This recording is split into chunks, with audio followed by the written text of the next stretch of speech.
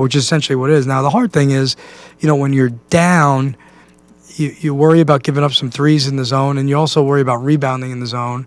And then in man, if you're trapping a little bit, the game was just close enough where you didn't want to be trapping and giving them a run in the open court. So, I guess if I had to do it over again, maybe I would have started picking up a little bit earlier, but it's hard to say. It's it's a one possession game most of the game. Can you talk about the decision to start E.J. Clark over Max Edwards today? Yeah, just choice. I get to make a few choices in life. That's who starts is one of them. So that was just choice.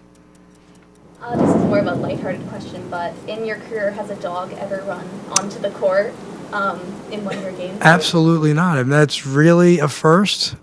We had a crazy guy run onto the court during a Louisville game one year when we were at Louisville, and it was kind of scary, actually.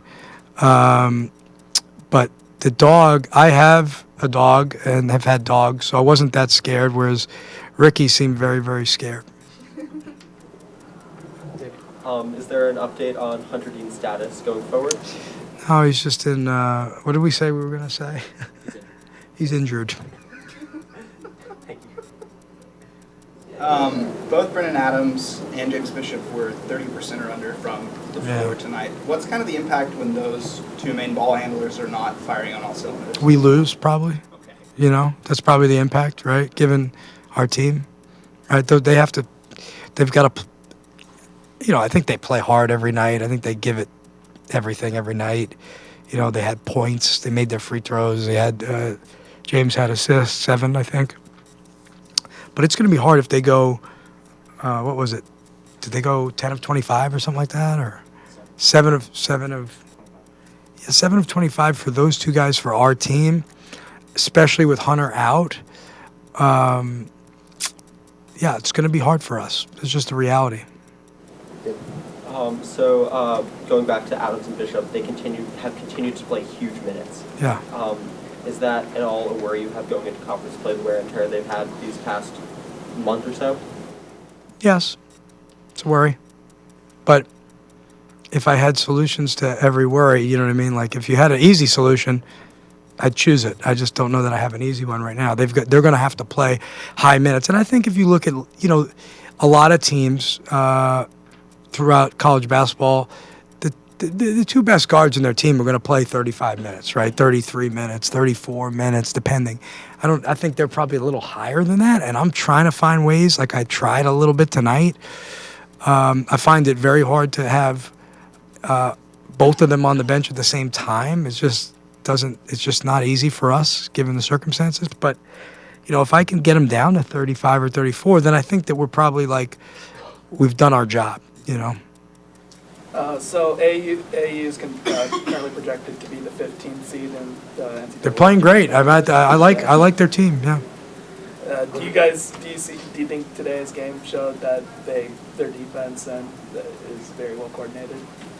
Yeah. No, I think they were good. I thought we got good shots in the first half. I thought they're a big physical team. I think Johnny O'Neal is a really good player.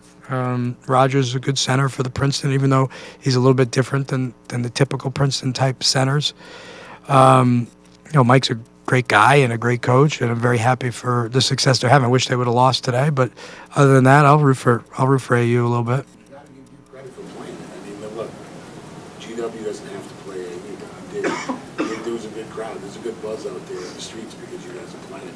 I know it stinks losing, but tell us about that, playing the local rivalries.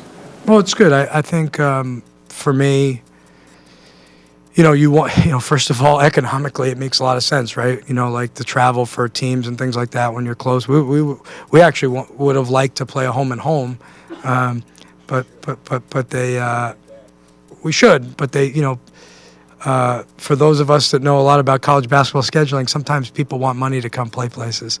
So my initial thought was let's play home and home, but that was they said, hey, why don't we just come here and you pay us? I said, okay, that's fine too.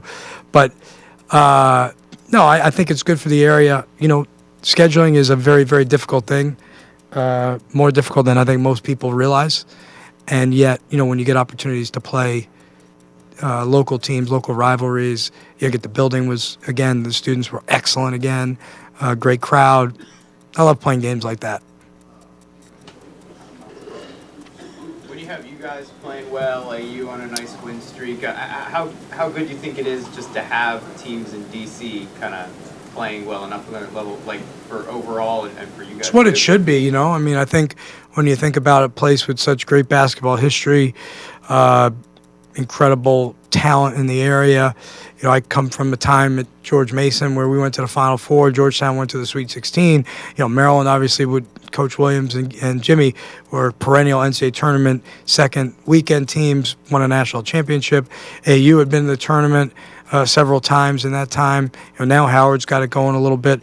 So that's how it should be here because you got incredible institutions. By the way, GW was really good at my time when I was at George Mason. Let's not forget that. So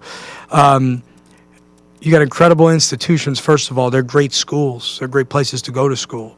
And so you combine that with the basketball lineage and history here and an unbelievable location in the DMV. And, you know, there's no reason why everybody shouldn't be good, you know.